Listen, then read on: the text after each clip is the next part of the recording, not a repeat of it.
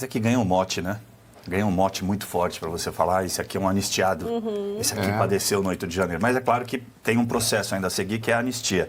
Eu estive 2 vezes na Argentina, estou voltando segunda. Os deles estão enfrentando a prisão de novo. Sim.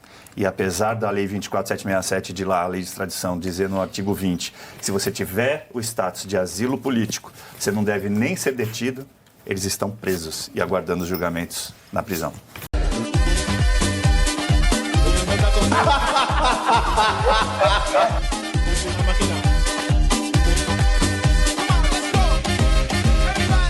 Cara que negocia. Então é melhor ter o Lula. Negocia ou paga lanche, Geisiane? Porque tem o famoso paga lanche, né? Lanche? Paga lanche. É todo mundo que vai nos eventos ganha um pãozinho com mortadela.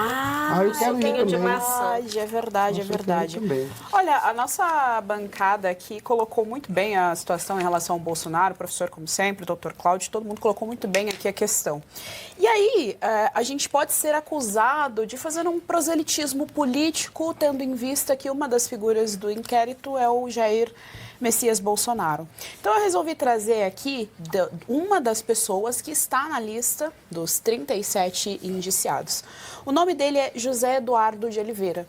Ele é padre. Ele é padre de uma paróquia na periferia de Osasco.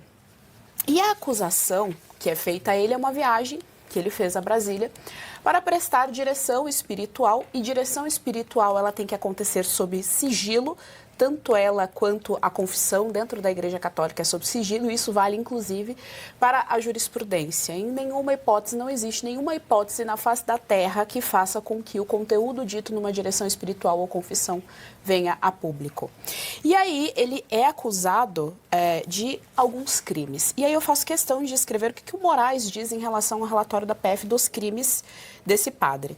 Como é apontado pela autoridade policial, José Eduardo possui um site com seu nome, no qual foi possível verificar diversos vínculos com pessoas e empresas já investigados e inquéritos correlacionados à produção e divulgação de notícias falsas.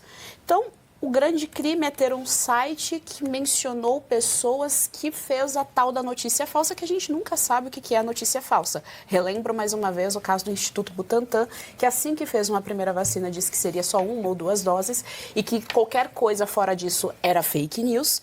E depois de uns 3 meses, mais ou menos, recomendava a 3ª dose e aí imediatamente deixou de ser uma fake news. Então a gente não sabe o que é fake news, é a primeira coisa, a gente não sabe o que é a notícia falsa, e um padre não pode ter um site falando ali, muito provavelmente, da religião católica, porque de acordo com o Alexandre de Moraes e de acordo com o relatório da Polícia Federal, isso é um crime. Pior, isso é um crime para a derrubada do Estado brasileiro, isso é um atentado antidemocrático, que é aquela palhaçada toda que a gente sempre lê por aí.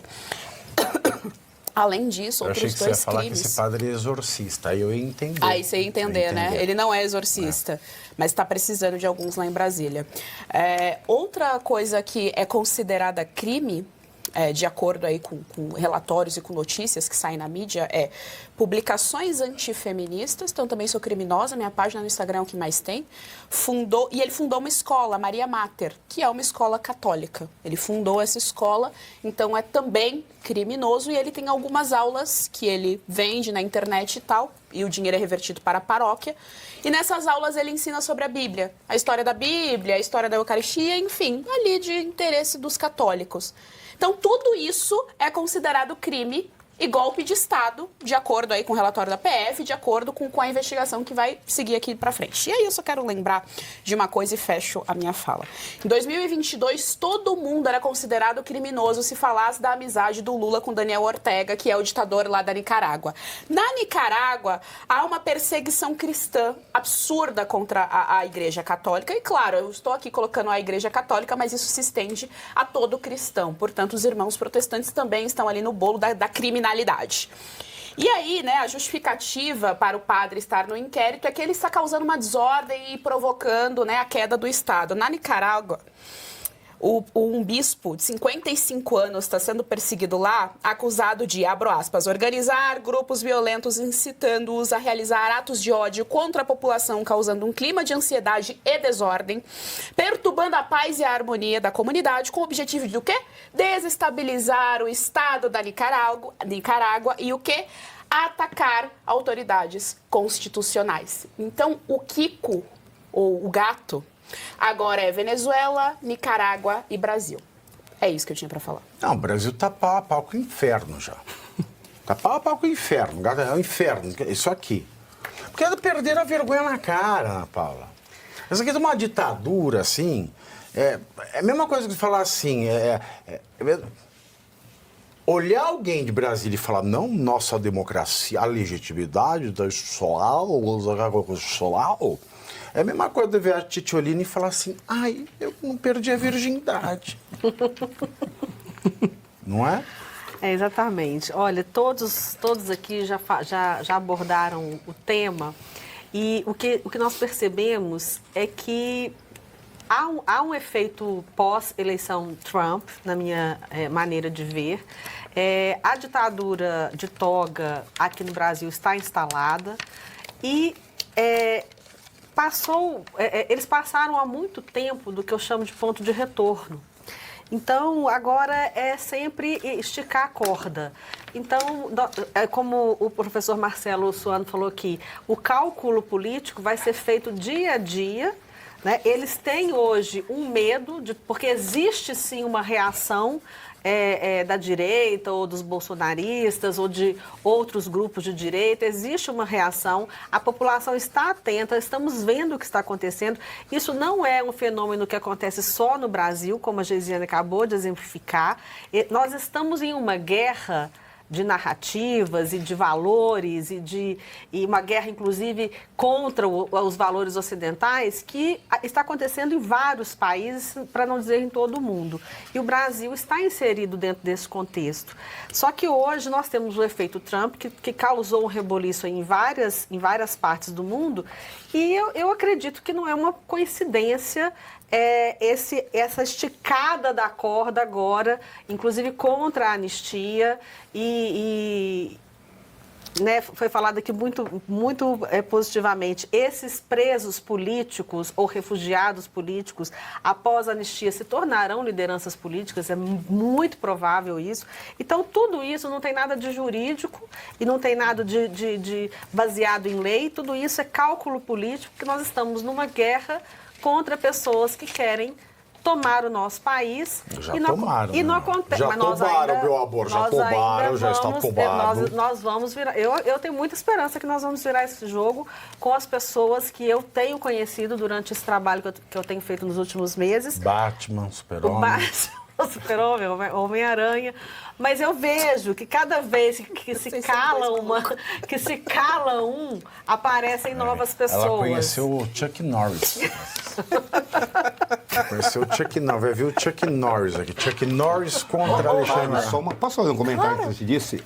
É algo que realmente eu não tinha pensado. Essas pessoas que foram... Não vamos colocar os 1.400. Mas pelo menos 300 dali sairão como os grandes lideranças do país. Esparta. Perfeito. Eu ia comentar exatamente sobre isso. Eu nunca tinha pensado nisso. Perfeito. Desculpa, a gente pensou junto. Não, exato. Mas é excelente você ter trazido, professor. Porque excelente. Quando a gente vê, por exemplo, rede social, uma parte... Por que 300? Qual é a numerologia aí, Walter Mercado? Porque você sabe, né? 300 funciona melhor. Olha, Você sempre fala de 20%. Por que 300? Foi um chute, né? O 300 foi um chute, mas eu... chute certeiro. Olha, eu conversando com algumas dessas pessoas, né, que passaram por esse processo, estiveram presos naquele período e tal, um comentário que eu achei muito interessante é que naquele primeiro momento eles ficaram presos todos juntos. Né? Hoje não, as condenações, cada um está num lugar e tal, alguns estão na Argentina, os que estão na Argentina estão juntos, estão se comunicando. E naquele momento em que eles ficaram presos juntos, separados de outros tipos de presos, os laços entre essas pessoas se tornaram muito fortes. Eles ficavam presos na cela, podiam ler, acho que até no máximo 3 livros, alguma coisa assim, não era todos os dias que saíam. Então, eles se organizavam até para aquela pessoa que estava com um pouco mais de depressão e tal, fosse para o trabalho externo, para lá. Então, eles estão muito próximos uns dos outros. É um tiro que saiu pela culatra. Essas pessoas estão muito próximas, estão organizadas e estão imbuídas do sentimento de salvar esse país. Então serão certamente líderes políticos relevantes, muitos deles, em caso aí de acontecer a tão sonhada Na linguagem anistia. militar, sabe qual é o nome que se dá para isso? Essas pessoas tiveram uma coisa que se chama batismo de fogo. Sim. O que é o batismo de fogo? Não adianta você ficar O elucubrando. Lula num domingo, tipo 10 horas da manhã, fala, vai ter um batismo. Chega o Lula no batismo de fogo. Mas o caso é isso, eles sofreram juntos, ficaram juntos numa cela e entenderam que não adianta fazer algo desarticulado. Então, eles estão pensando politicamente, não mais apenas a doutrina, a teoria. Eles pensam, não, como é que a gente pode organizar um país para ter uma oposição responsável? Certamente não farão nada que possa vir a vandalismo, mas eles se tornarão líderes. Eles tiveram o batismo Pra de bem fogo. da Lembra verdade, Vitor com o Flint. sistema partidário que a gente tem, eu acho isso muito difícil. A cacicagem. Agora você precisa pagar o pedágio do cacique, pô. Esse aqui ganha um mote, né? Ganha um mote muito forte para você falar, esse aqui é um anistiado, esse aqui padeceu no 8 de janeiro. Mas é claro que tem um processo ainda a seguir, que é a anistia. Eu estive 2 vezes na Argentina, estou voltando segunda-feira. Se tem uma terra bem demarcada para indígena nesse país, é partido de cacique. Sim, tem razão. Isso mesmo. E lá agora, Nossa, eu vou começar a alguns usar deles... essa como argumento agora. Genial, cara, que imagem. Putz. Alguns deles estão enfrentando a prisão de novo. Sim. Por causa do juiz Daniel Rafecas, que é um kirchnerista. E apesar da Lei 24767 de lá, a lei de extradição, dizer no artigo 20, se você tiver o status de asilo político, você não deve nem ser detido, eles estão presos e aguardando os julgamentos na prisão. É, meus queridos. Então, primeiro C, você curte, que é o preço deste programa. Quanto vale o ingresso para ver este palhaço neste picadeiro bonito? Vale uma curtida. Vale o seu like, o seu joinha, o seu gostei. Então, a sua obrigação é curtir. Se puder, comente, porque quem comenta ajuda no engajamento. Então, primeiro C é curtir, segundo C é comentar, o terceiro C, o que seria muito louvável, seria você compartilhar. Tem um link que é a setinha, uma setinha assim, meia bomba. Sabe aquela a setinha da pipa do vovô que se esforça? Você vai lá, copia o link, cola no seu Orkut, no seu Facebook, no WhatsApp, no Telegram, manda sinal de fumaça, pombo correio, não é pombo correio do banheiro, é o pombo correio que leva as mensagens. Você passa para todo mundo que você gosta, para quem você não gosta, você também passa. Então, ó, curtiu, comentou, compartilhou. E se puder, se quiser, se o seu bolso comportar e se seu coração assim permitir, contribua com este programa que vai substituir o Jornal Nacional. Olha que pretensão maravilhosa, hein? Se liga, ô Bonner, nós vamos derrubar o Jornal Nacional. Esta é a meta.